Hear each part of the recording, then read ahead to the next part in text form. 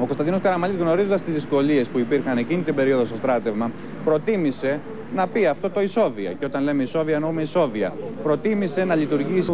Ενώπιον του Αρχιεπισκόπου Αθηνών και Παϊσαλάδος, του κυρίου Σεραφείμ, θα γίνει η ορκομοσία του κυρίου Στεφανόπουλου και ακολούθως.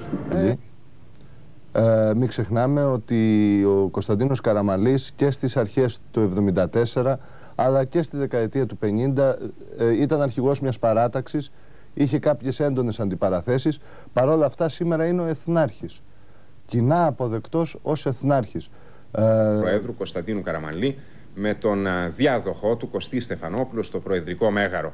Και αυτό γιατί, όπως μας είπε λίγο πριν και ο Θοδωρής Ρουσόπουλος, εκεί πρόκειται ο Κωνσταντίνος Καραμανλής μέσα από τις δηλώσεις αλλά και στην κατηδίαν συνομιλία που θα έχει.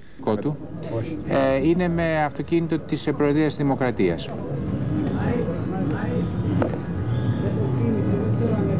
Στο οποίο βεβαίως από τη στιγμή που ορκιστεί θα μπουν πάνω και οι ελληνικές σημαίες.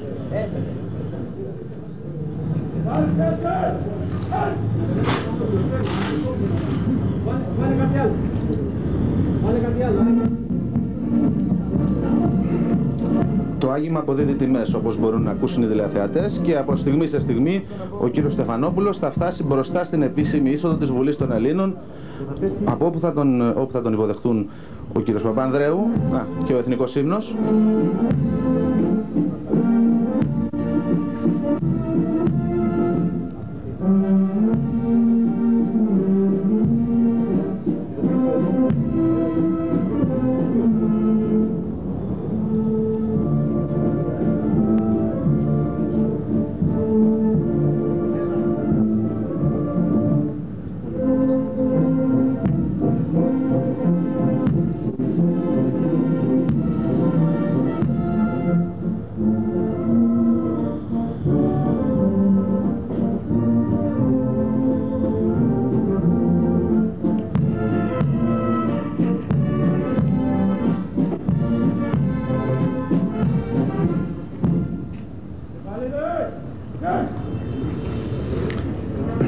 Ο πρόεδρος της Δημοκρατίας πλησιάζει προς τον χώρο της υποδοχής του.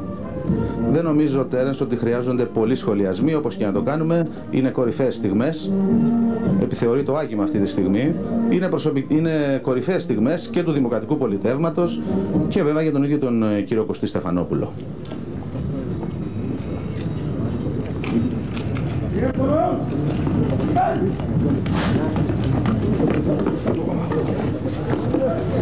Τίτλο στα όσα είπε ο Κωστής Στεφανόπουλος, θα έβαζα τον τίτλο «Με συγκινεί η αποχώρηση Καραμανλή».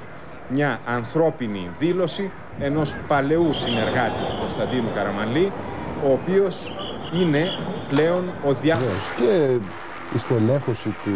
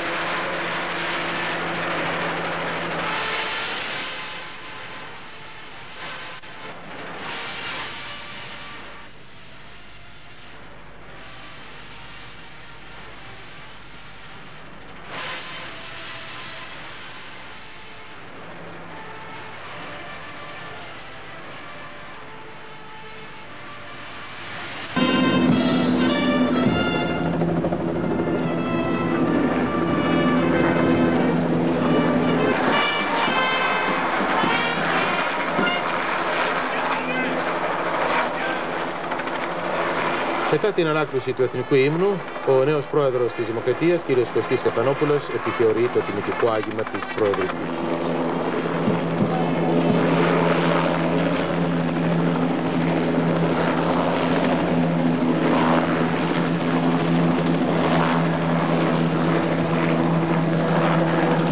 Και δέχεται τα συγχαρητήρια της πολιτικής Καθημερινή, ο κύριος Μίμης Παπαναζόλου, ο οποίος παίρνει τη θέση του Νότι Μαρτάκη. Όμως όλα είναι έτοιμα εδώ. Ο Κωνσταντίνος Καραμανλής ετοιμάζεται να αποχωρήσει.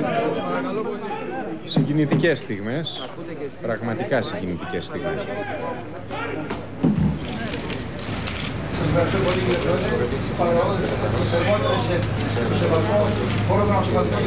Επικεφαλής της προεδρικής φοράς. Ο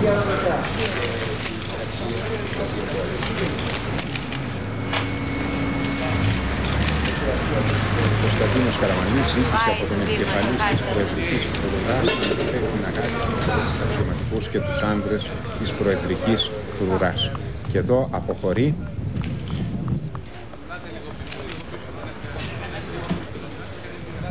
ενώ ο Κωστής Στεφανόπουλος, ο νέος πρόεδρος της Ελληνικής Δημοκρατίας, τον αποχαιρετά.